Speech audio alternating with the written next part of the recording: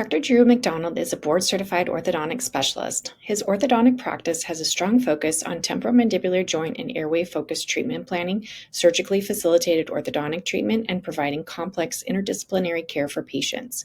He has lectured nationally and internationally on multiple topics. Dr. McDonald is a University of New Mexico alum and went on to attend Creighton University for his dental training, where he graduated cum laude. Dr. McDonald completed his orthodontic residency at the University of Missouri, Kansas City, also received his master's degree for his thesis on sports mouthguard design and the effect of muscle forces and joint loading of the TMJ complex. Dr. McDonald practiced as a private practice restorative dentist for 3 years before receiving his orthodontic specialist certificate. Away from dentistry, Dr. McDonald enjoys spending time with his wife and 2 daughters. He is a minimally talented yet very enthusiastic golfer.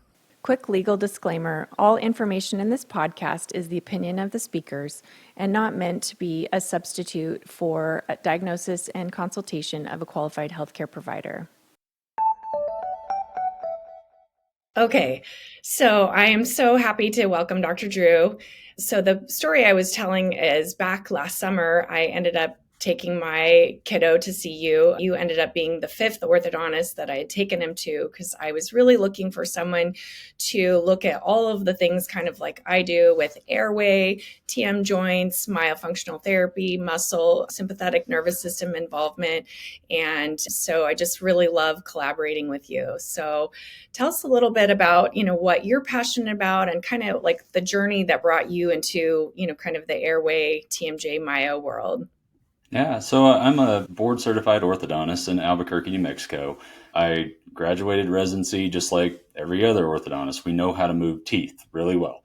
And ultimately, at the end of residency, there were a lot of questions I had about, not just the teeth part of things. That's kind of the easy part, is moving teeth with Invisalign or braces or whatever we do. But ultimately, what I was seeing in my practice that I purchased was a lot of cases and a lot of patients that we would move teeth, they would have relapse. They would have certain patterns of relapse, especially with, the open bites or asymmetries, or they would have all the expansion that we did as part of treatment start to relapse in the transverse dimension.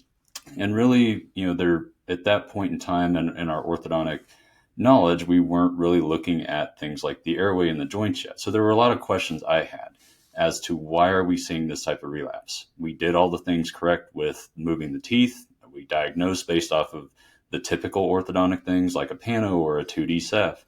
And what I've found in kind of pursuing why are these patterns happening is that we have to see so much more than just the teeth and even the jaws and the facial structure. We have to understand the under the surface foundational issues, and especially the jaw joints, the airway, the tongue and muscle function, and also, as you mentioned, things regarding sympathetic and autonomic nervous system. They all affect how our jaws work.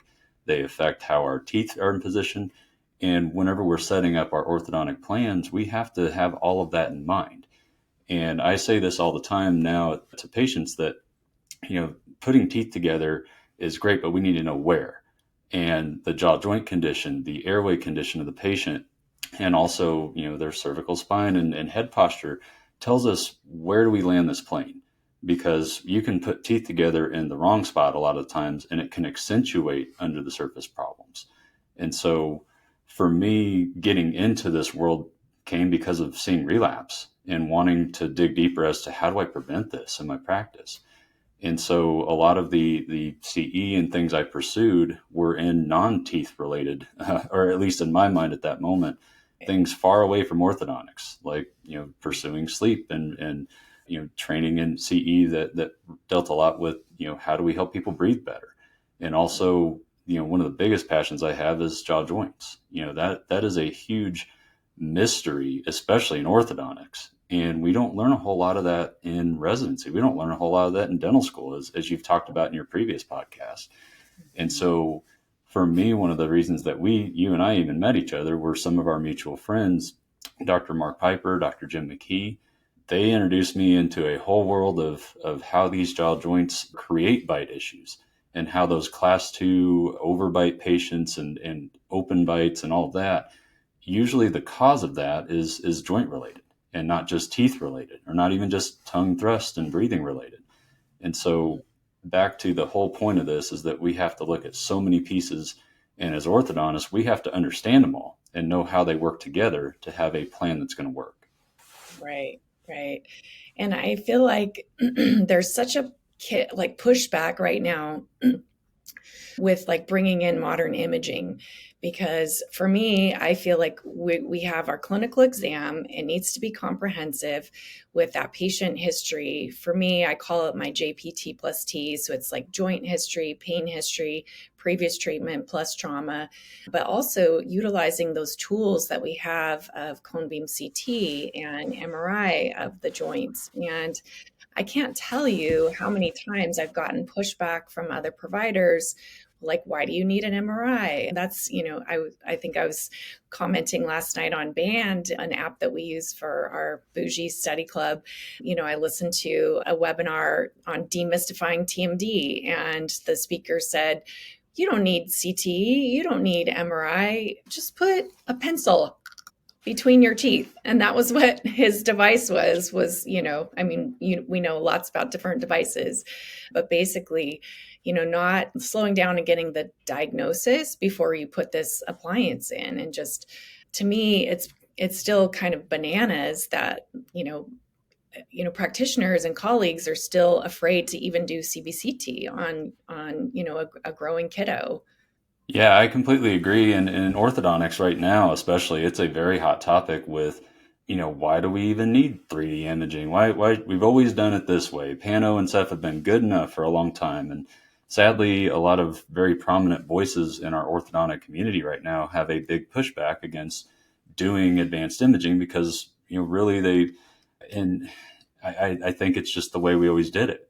And sadly, we know better now. We have better technology. We have machines that give us the images to see our joints, our airway, our bone around our teeth in much better detail than we ever had before, and at much lower radiation than even the 2D old x-rays have. And Yes. so, the argument that we hide behind a lot of times is the radiation factor, or, is a patient going to want to go and do those images because it's one extra step that the orthodontist down the street's not going to make them do. And for me, to be able to see everything under the surface is so important.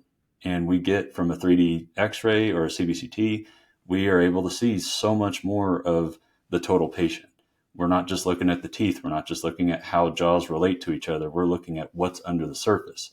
And most important there is that, as I mentioned earlier, the what's under the surface, whether it be the airway or a joint condition, is usually why that patient has a malocclusion in the first place. And so we have to understand as orthodontists, what are we really treating? Are we just treating teeth? No, we're treating their airway. We're treating their joints, whether we know it or not. And if that's what got that patient in the situation where we need to do orthodontics, where they have crowding or jaws that don't match, we better take care of the underlying reason as part of treatment, or at least be making that better for this to stick and for it to be a stable result.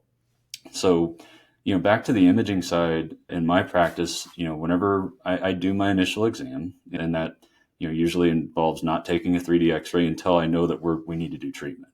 But as part of my workup, we do a CBCT on every patient going into active orthodontic treatment. And if they have jaw joint concerns, whether it be a click or a pop, or, jaws that deviate to one side, or other signs that, that I see of a big overbite or open bite that usually point towards a joint issue causing that type of bite, they get an MRI. And in my office over the last roughly 4 years now that I've been doing, the MRI side, we've done over 2,000 MRIs. Patients don't bat an eye at it. They actually come here because they want that. They want to understand what's under the surface. And back to what an MRI shows me as an orthodontist really is that, we need to know where that disc is over the top of the condyle. And especially in a young growing kid, what we know from research, and a lot of research that's mounting now, but not just recent, but 20, 30 years of looking at MRI images of joints, people who have discs that are not over the top of their condyle, their joint, don't grow well. And especially on the side that they have a disc injury, we usually see that condyle not grow as well, and we get asymmetries toward that side. Or if we have a bilateral joint injury, we see the mandible not grow well on both sides, and we get a large overjet or overbite. And forever and always in orthodontics, we've had this mystery of why some patients grow well and some patients don't grow well. What the MRI answers for me is, does this patient have a chance of growing? And can we get them underneath that disc in a certain position? Or if they're off the disc, if they've had a severe joint injury that now they have a completely displaced disc, this is somebody I'm not going to try and help grow. Because if I try and put them in a Herbst or rubber bands that try and correct a class 2, like the mechanics we've always done, this patient is not only going to not grow well, but I'm going to load that condyle that does not have protection from a disc. And ultimately, that can cause a lot of trouble for this patient long term. So, what the MRI shows me in a young growing patient is this patient going to grow? And how do I direct my mechanics orthodontically to either help them grow if they get underneath the disc, or to stay out of trouble, quite honestly? So it is a risk assessment type of tool for me on a patient that I'm trying to help grow. On adult patients, the MRI tells me where do I land this bite in relationship to their joint condition. If they get underneath the disc in a slightly forward position and kind of an unloaded joint position, and we see that on the MRI, that's a better spot to land that bite than somebody that you would try and seat their condyle, which would be behind the disc if they have some disc displacement. Those patients do not like that seated position. But in orthodontics and a lot of occlusal schemes, we've always thought, hey, let's restore this bite to a fully seated condylar position, or CR is the term that we always used to use. And for some patients, that's not the right spot. Quite honestly, that's going to give them more trouble from an airway standpoint and from a joint standpoint. And so, the MRI dictates where do we land this bite in relationship to the joints. And so, we have to see it all. And that's really the biggest thing that I look at how I practice ortho now, is that we have to see the joint condition, the teeth and the alveolar bone. We have to see the airway. We have to see where they're at with their neck too, because neck instability creates bite instability as well. So we have to look at everything. And I can't say it enough, as orthodontists, we have to be experts at everything. Ortho's hard. It's a whole lot harder than just moving teeth. And I think a lot of the dental world thinks that all we do is move teeth and drive nice cars. I don't drive a nice car yet. Anyway, but at the end of the day, it's ortho is the hardest because there's so much to it. And I do think back to the original question you had of why is there so much pushback? I think if we start looking underneath the surface more, our world becomes harder because we have to address these things. And so I think that the wave's coming in ortho that we're going to all start practicing a lot more foundationally. But I think right now there's a lot of pushback. But ultimately, I think people like Bakabakau and other orthodontists who are very airway centric and pushing the envelope there, Audrey Yoon as well, they're leading the way. And we're all kind of, the wave is cresting now. And I think there's a ton of evidence on the side of the airway joints and the ortho world being connected. But ultimately, we have to keep pushing. And so it's coming. It just got to wait. Yeah, exactly. Like, what would you say is the youngest patient that you have ever done an MRI on? 6 years old is the youngest. And they're actually better sometimes at 6 than they are at 36. I will say, I mean, some kiddos, they hold still really well. And, at 6 years old, or, a lot of kids that I do MRIs on are, not 6, but, 8-year-olds to 12-year-olds do extremely well with this. I think one of the biggest problems I see is that as patients have had years and years and years of joint injuries, cervical spine injuries that have gone undiagnosed, and their sympathetics are out of whack, they become those anxiety patients. They have a lot of built up fear about certain things. They don't do well in an MRI tube because they have claustrophobia and just they have a lot of angst. And so one of the biggest points I try and drive home to parents is we have to get on top of this stuff as early as possible, because we can really help change the trajectory of that child's life.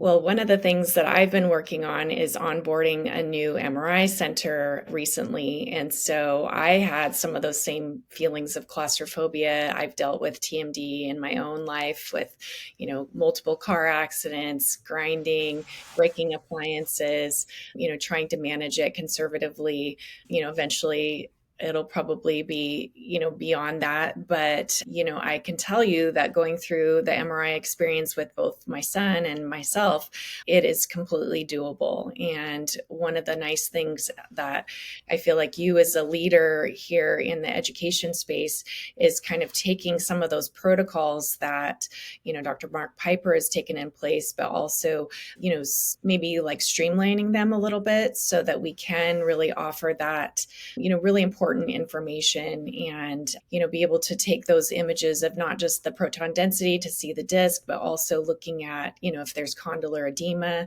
I think that's so important in that growing child. I describe it as almost like having like a crystal ball. So if, especially in our like young female patients that maybe are already hypermobile, maybe they're gymnasts, maybe they have rheumatoid arthritis or connective tissue issues as well. I think that having that information and those tools, I see myself as kind of a bridge provider where I'm really collaborating with, my other providers here, my oral surgeons, my ENTs, my orthodontists, and my myofunctional therapists. We've got to all be on the same page and talking to each other.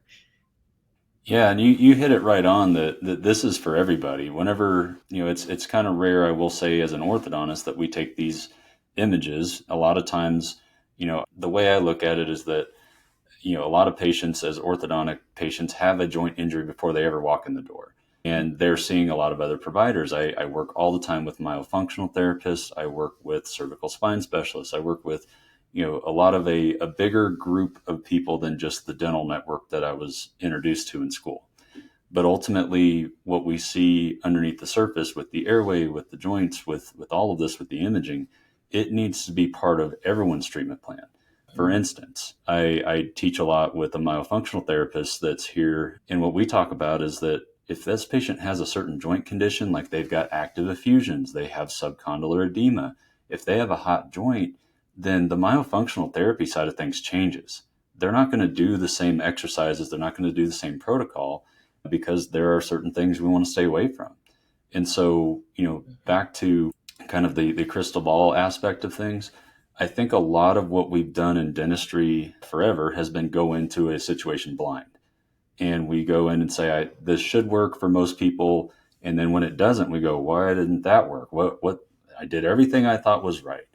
And so ultimately, having an understanding of the foundation of the joints and the airway and all of it helps us all to really tailor our treatment plans to what that patient in the chair at that moment really needs.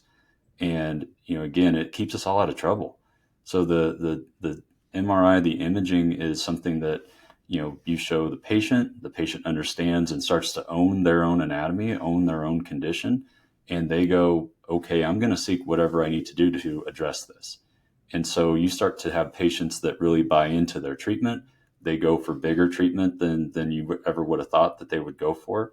And, with everyone on board too, like I said, from an ENT to myofunctional therapist to an orthodontist, if we're all saying the same things to our patient and understand what's underneath the surface, we have a better success, better helping the patient on a bigger level than just the teeth part or even just the jaw joint part of things. If we help them breathe better, sleep better, that's changing lives. That's not just a teeth-based outcome. Yeah. Now, you mentioned, you've kind of built your team around you. How did you find those people? How did you find the myo? And you work with an osteopath, I think, for cervical PT, or how did you find your community? I think we all stumbled upon each other, but before I ever got here, and I hear this, and I think every orthodontist and every myofunctional therapist listening here needs to understand that we're out there for each other. And it kind of a small world. One of the offices that I worked at or that I shadowed at as a pre-dental student, one of the dental hygienists that was at that office, she became a myofunctional therapist. She's very involved with Breathe Institute, which is in California, Dr. Zaghi. And whenever I came back to town, she reached out to me and said, hey, I remember me, yada, yada, I'm doing all this stuff. And so I said, hey, let's meet up and talk. And, as she was talking with me, this was as I was kind of on my journey with the airway side of things or starting that. I always joke, by the way, that I was way more airway than at first, and then everyone knows me for the joint stuff. But I've always been airway. It's the joint stuff that added on top and added a whole new level. But anyway, she knew I was at least talking about these things, and she said, "Hey, let's, we can work together because I work all the time on young kids with narrow palates and with bad tongue function." And in my understanding at that point, too, is I knew that was a big part of why the airway side, the tongue function was a big part of why patients have crowding and why they have narrow jaws and all of this. So we kind of fell or stumbled upon each other. But what I found out later was that she had approached several orthodontists in our area just saying, "Hey, I can help, I can help." And she had essentially been shut down. And I can understand as a myofunctional therapist that frustration that why isn't anyone listening to me? Why doesn't anyone acknowledge that I can be part of the solution for your patient? And so if there's any myofunction, or I'm sure there's myofunctional therapists listening, keep plugging away. You'll find your orthodontist. And I mentioned this earlier, the wave's here on the airway front. And people are understanding more and more that we need to be working together. And so back to building a bigger team, I was very lucky that my myofunctional therapist had some other people she'd been working with in terms of osteopaths and people that really also added the pieces to the puzzle that I was missing. And so, back to tying this all together, the thing that marries all of these worlds and makes us understand is the imaging. And when you have a CBCT, when you have an MRI, those are images, those are real. Those cannot be faked. Those every slice in that little piece is that patient at that moment in time. And when you show, when people all see those images, I mean, it's black and white. You can't, if there's a joint issue, there's a joint issue. You can see it right there. If there's an airway issue, it's very blatant right there on the image. And if you're doing sleep testing, which I do at my office, I'll do the sleep screenings. That's right there too. It's data. And so we all are able to talk when we see data, and everyone has their take on what they're seeing. But at the end of the day, if we're all collaborating based off the imaging, which is the universal language of what we're all talking about, then we all can start to put together a more cohesive plan. And so back to the way that this all works is that, you have to be able to communicate. We have to all understand what each other's piece of the puzzle is. And ultimately, we have to have some data guiding us as to what we should do. And so the more data we can gather on our patients pre-ortho as a workup that shows us the pre-orthodontic condition, the more cohesive the plan can be. And the more that we can understand how much it goes into this plan for each patient. Yeah. Now, I want you to talk a little bit, because you and I did a little talk for our study club back in February, where mine was kind of like the warm up. I did a little bit about like how, from kind of like the PT perspective, the cervical spine, especially like C1, C2, or if you have an atlas rotation, you start to see changes in the muscle. You start to see changes in the, like you said, under the surface, that skeletal structure that may or may not be supporting the airway. And you start to see, more of that sympathetic component of maybe hypertonicity, or you used a term hypoplastic maxilla, hypoplastic mandible. Talk a little bit about what you're seeing now with seeing that, C1, C2 rotations. Yeah, it's scary, quite honestly. Back to stuff you don't want to see. Whenever you're imaging patients with CBCT and you can see the top of their neck in every image, there's a lot of C1 and C2 issues in very young kids. Yeah. And especially as you know well, but I'm not sure everyone's understanding, but C1 is not supposed to move. And if it gets out of place dramatically, it can start to impact our sympathetic nervous system in our head, neck, and shoulders. For any orthodontist, myofunctional, anybody who's done head and neck anatomy, we all remember that little antecervicalis loop. If that little loop there and those nerves between C1 and C4 are what carry our sympathetics to our head, neck, and shoulder. So if we have impingements upon that, we see, and Dr. Mark Piper told us, or he was the first person that introduced me to this, but we see increased sympathetic activity to those tissues of our head, neck, and shoulder. And so what I see a lot are young kids who've had some sort of head or neck injury. And, whether it be falling off a trampoline, bike accidents, just broken arms from playing, or just headbutting your brother in play fighting, whatever it would be. Whiplash I from see a lot of tubing kids. behind. Oh, yeah, all of that. I mean, that's what's so funny. I see these things, I see joint injuries, and parents always, their face glosses over and they go, I can't recall any type of injury. I was like, well, there's a lot of stuff that doesn't have to be a big splat injury like a car accident or something crazy, but just normal everyday kid stuff. One of the things I talk about, I mean, I travel a lot and I speak, and in the airports are the worst places. I mean, they're like death traps for kids. They've got all these like play places that aren't padded. They've got kids are trying to catch up to their parents and just, trip or fall on this, whatever it is. But we don't register that a lot of times as like a big injury. But in a young body, that can do a lot of whiplashy type of damage, especially to head, neck, jaw joint area. And so back to the original question of C1, C2 rotations, what I see a lot are those kids that walk in and they've got, one shoulder that's higher than the other. They've got facial asymmetries. When you look at their facial muscle tone, they are tighter on one side than the other, and their neck's tighter on one side than the other. And that's typically, when I look under the surface, that is the side that the C1 especially is rotated back on, and it's impinging, or definitely influencing that sympathetic nervous system tone. So why that would matter is that if sympathetics are overfiring, that constricts blood vessels. Constricted blood vessels equal less oxygen to tissues. We get muscle dystonia. We get fascial tone that's tighter. All of those things are important. And if you throw in growth on top of that, that this child needs the blood flow, the nutrients to their bones, their muscles, their tissues, and they're not getting them as much on one side of their face or their muscle tissues or anything, then I see a lot of kids, and I talk all the time with my myofunctional therapist about this. She'll show me pictures in front of the grid where someone's, like I said, they're asymmetric, their muscle tone's tighter, their tongue muscle frenum or attachment, their tongue will deviate towards that side. And I go, hey, we really need to have a Atlas orthogonal or chiropractic specialist as part of this team, because if we can release that sympathetic tone and get their cervicals back in place, which usually does release that sympathetic tone, then that's where we can start to actually see this patient for real, and not a compensated patient with high, tone, but a, patient who's back to normal.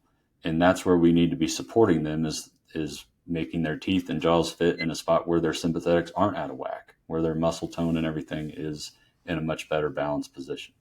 So again, 5 years ago, I would never have been saying any of this. I said that Drew McDonald is a crazy person.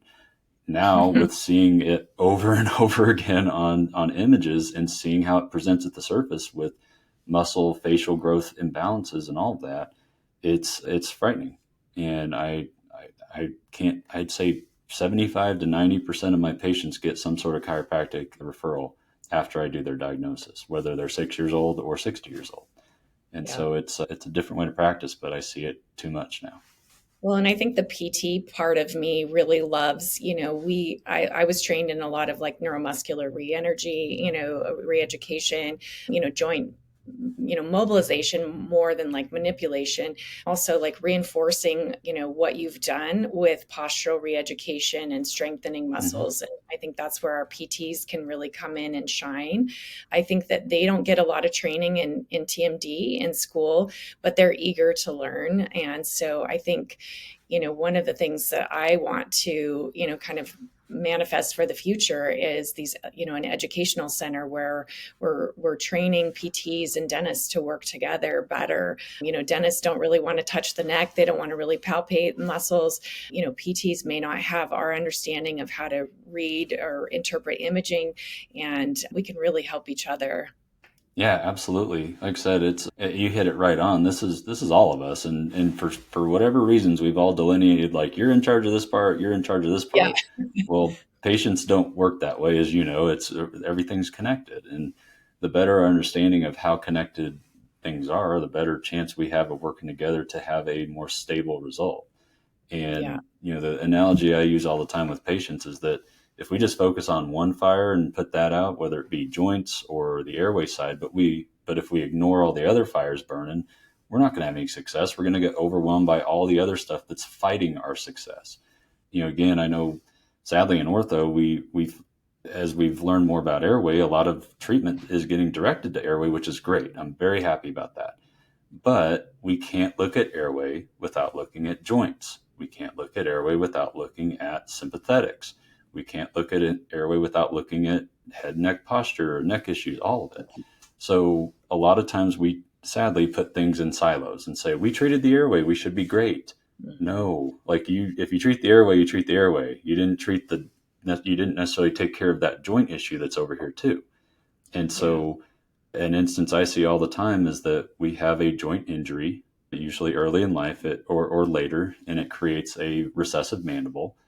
And now all of a sudden we have this, this very class 2 patient that has a narrow pharyngeal airway because everything attached to that mandible is back too. Their tongue space, all of their, hyoid muscles, everything attached to that mandible is retruded. Therefore, our pharyngeal airway becomes more collapsible in most cases. And so what ends up happening is that, we get really excited and we go, hey, let's do MMA. Let's do a Bimax advancement surgery. Let's advance that mandible. That'll take care of it. Well, we get really excited. We do that. And then we start to see relapse of that surgery because the joint condition that got us in the problem in the first place is still present. And we didn't address the foundation at that point.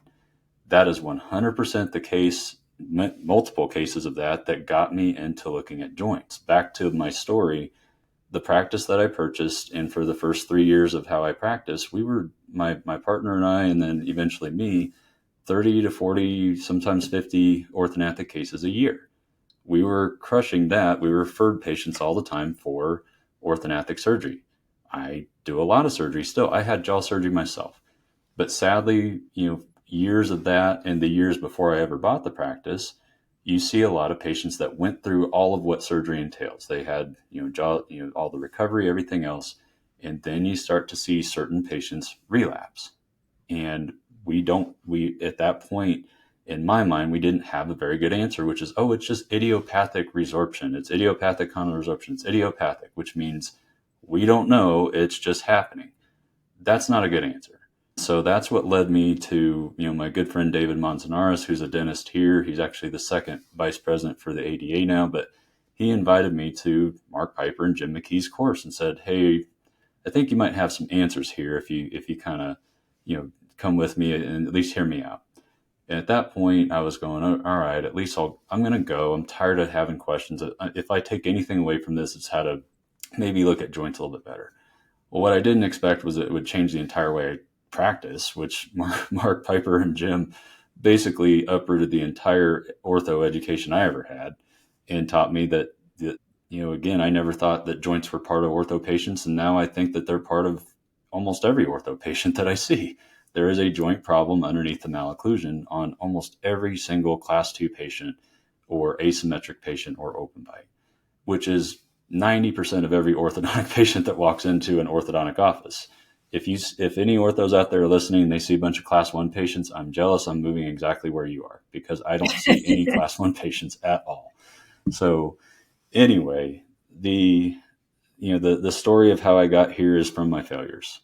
And if anyone takes anything from today from this podcast, failures they suck, but they're a good thing. And I feel like I've learned so much from failing that now really directs how I do treatment as now and going forward. And failure's not bad. It just part of how we grow. Yeah. Well, I appreciate your vulnerability. I think that's a sign of a true leader when you're being able to, admit that sometimes it's not always easy and sometimes we make mistakes along the way, but we're constantly staying humble and staying curious. And you definitely embody that through. So that's amazing. Too. Oh, thank you. So tell us, our listeners, where they can find you, what lectures and things.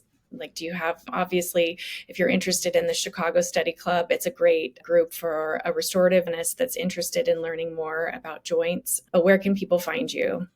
Yeah, so the Chicago Study Club, I've had the honor of being asked to teach with Dr. Jim McKee, Dr. Seth Atkins, Dr. Kurt Ringhofer. They're all idols of mine, and now I get to kind of teach with them. They're all restorative dentists. I do bring the orthodontic perspective to that group. But ultimately, that is one of the places that I would direct anybody who is very interested in joints, airway, and really all the stuff we talked about today. Whether you're restorative, orthodontic, periodontist, or any other specialist, this is kind of where I see the center of learning different perspectives of how this all integrates.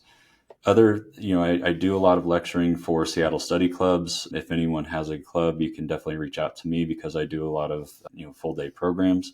Other upcoming things are that myself and Dr. Courtney Levine, who's I think she was the youngest ever AACD member, and then she went back to go to the dark side and become an orthodontist. Well, we've Yeah, become really good friends, and we're definitely going to be putting something on starting in 2024. More of awesome. a kind of a curriculum base. So, but that's more geared towards ortho and restorative, the interface of how all of this works for that part. So in general, a lot of stuff. If you're interested, I think the show notes will have how to reach out to me. But Absolutely. a lot of the wave coming, and I think that myself, people like Becca, people like Courtney Levine, and others, we're here to push it, and we're gonna hopefully take this profession and the rest of it to places that it needs to go. Quite honestly. Absolutely. Yes. And if you're interested in, how the cervical spine and some of those sympathetics, influence the TM joints, I still think you and I need to collaborate and do a talk about that and the myofascial system. Absolutely. You know where to find me. So, yeah, that's Awesome. I everything that you're bringing to light, and we talked about this before, but it's so important. Just your background, what in the PT world, and what you bring it into the dental, the occlusion world, and everything. It needs to be understood by everybody.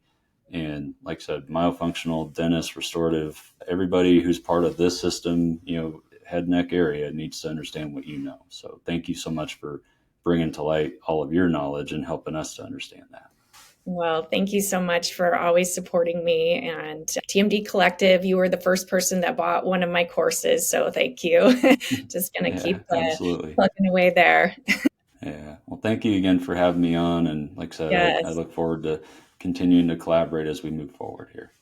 Well, I can't wait to see what's in the future for you. So keep us posted. All right. Thank you so much, Dr. Drew McDonald. And we will put all of that information in the show notes. There you have it, another fabulous episode of Jaw Talk with Dr. Tiffany. If you like this episode, head on over to a Patreon account and just consider a paid subscription that will help us upgrade our equipment and help us with our social media. And also, if you could leave us a review, that would also be helpful. If you're interested in the course that I mentioned, the C-Spine for the General Dentist, you can go to tmdcollective.online/store, and that module is available for purchase. All right, thanks a lot and have a great day.